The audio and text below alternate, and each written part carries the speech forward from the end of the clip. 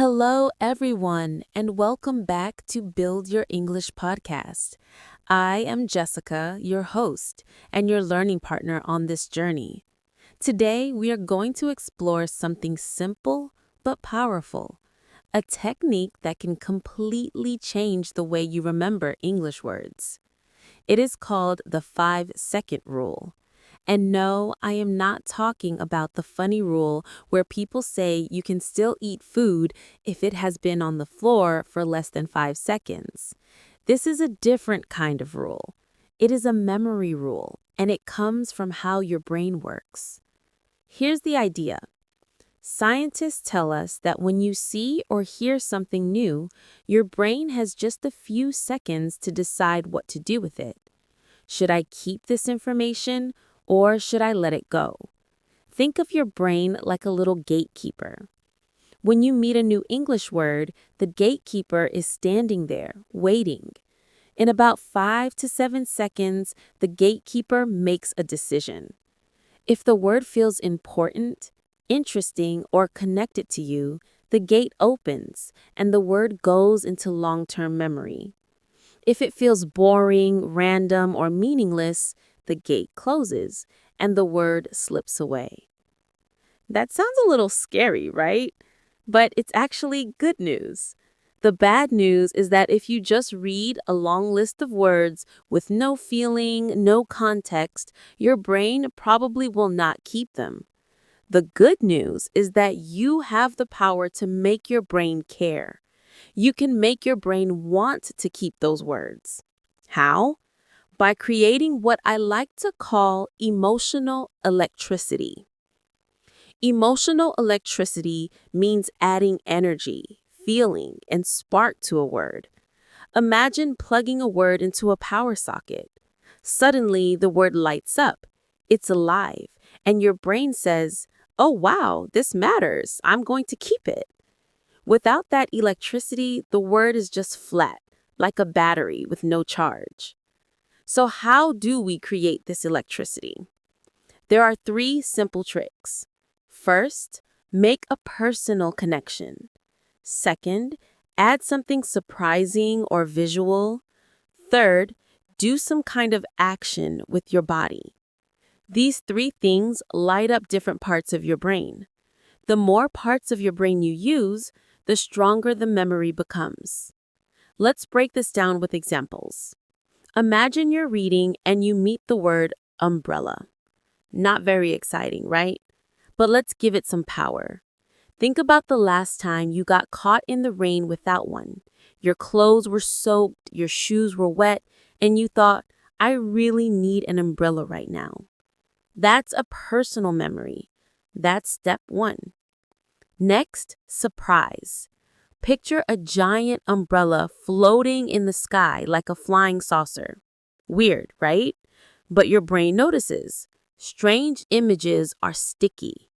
And last, action. Say the word umbrella while pretending to open one with your hands. A big whoosh motion.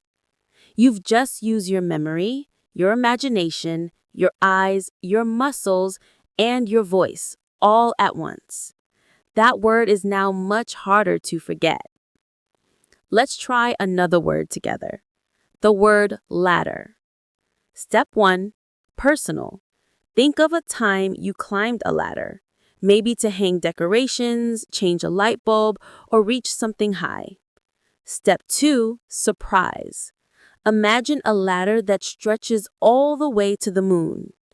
Step 3, action. Pretend you're climbing right now, moving your arms and legs. Say it slowly. Ladder. Do you see what's happening? In just 5 seconds, the word became more than letters. It became an experience.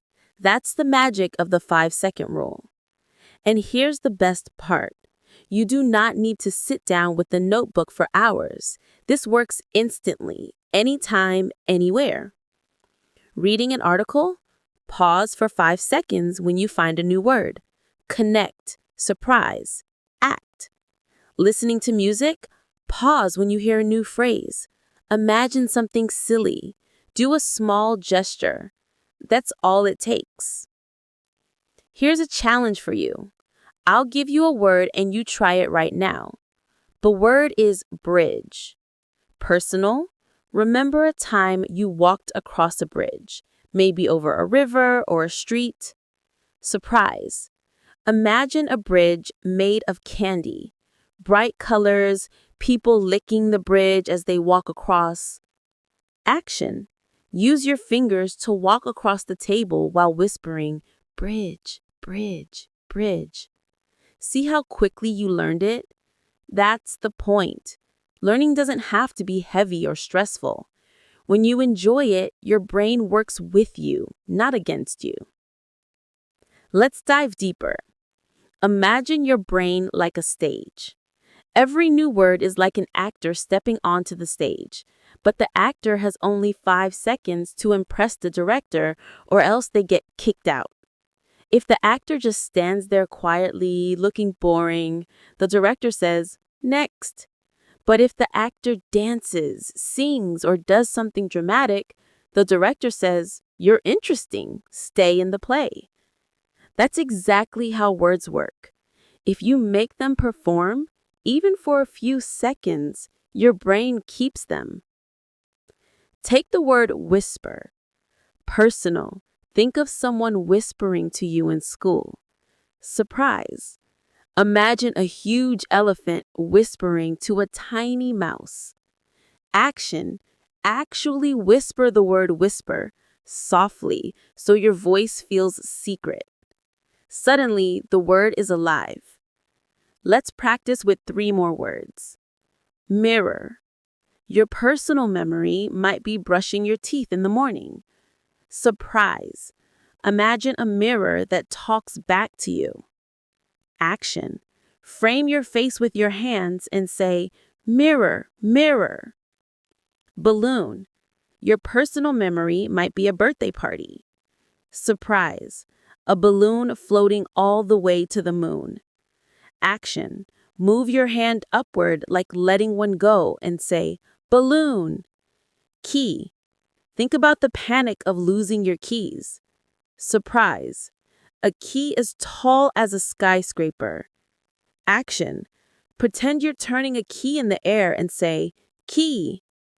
3 words, 3 quick actions, and they're already harder to forget. This works in little stories too. Listen to this short scene.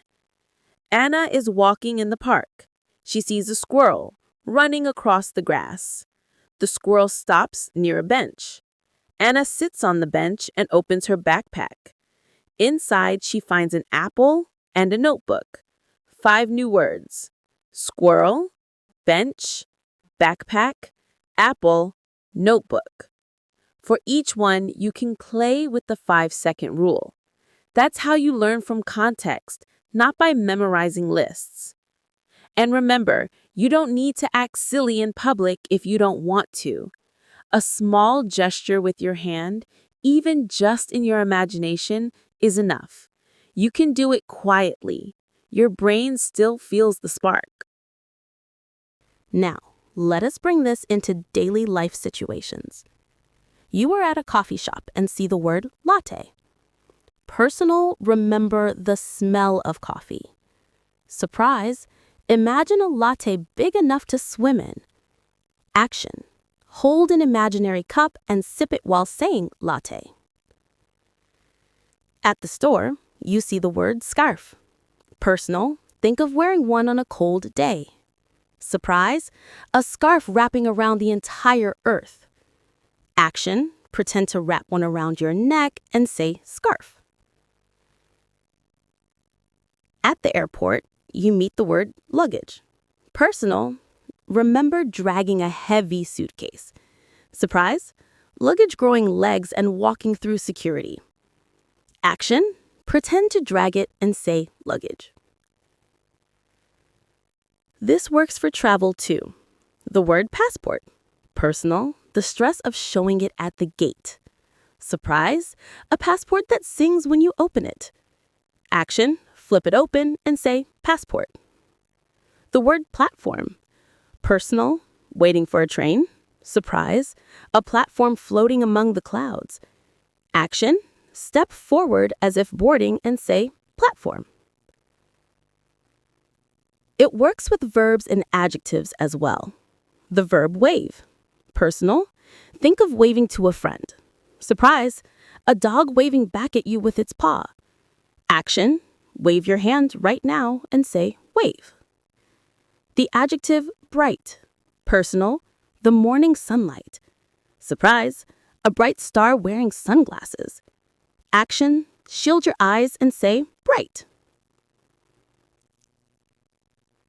A student of mine once struggled to remember the word pillow every time she forgot it.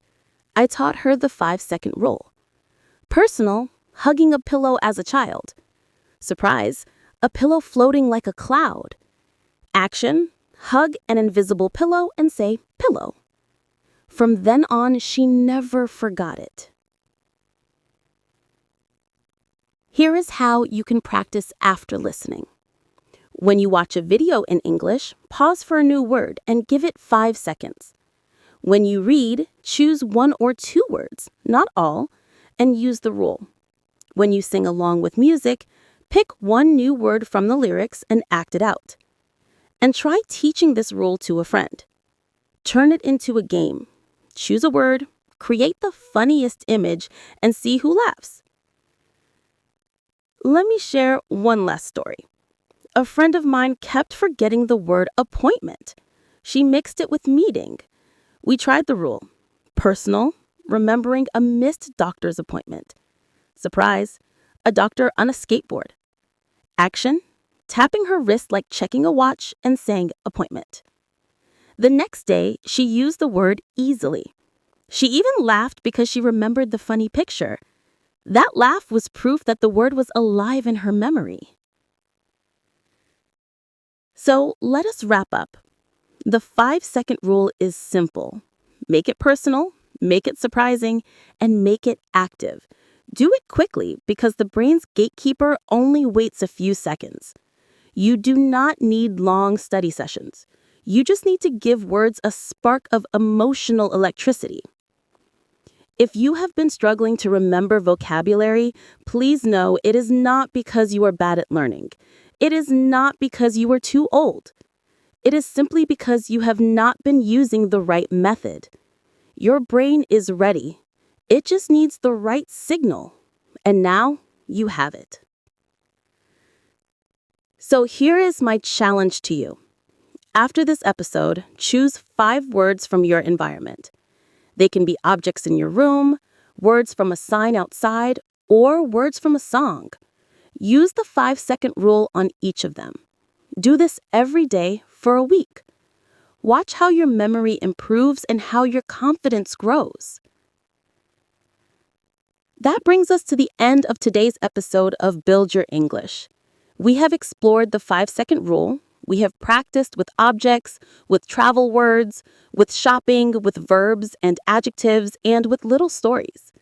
I hope you imagined something funny, maybe laughed, and maybe even moved your body a little as we practiced together. If you did, then congratulations.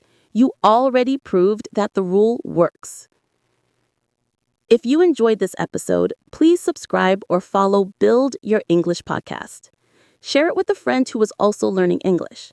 You can even practice the rule together. And if you have a moment, leave a comment or a review. It really helps and it makes me happy to know what was useful for you. I am Jessica, and I will be back soon with another episode to help you learn English in a way that feels natural, simple, and fun. Until then, keep practicing, keep smiling, and keep building your English. Take care and happy learning.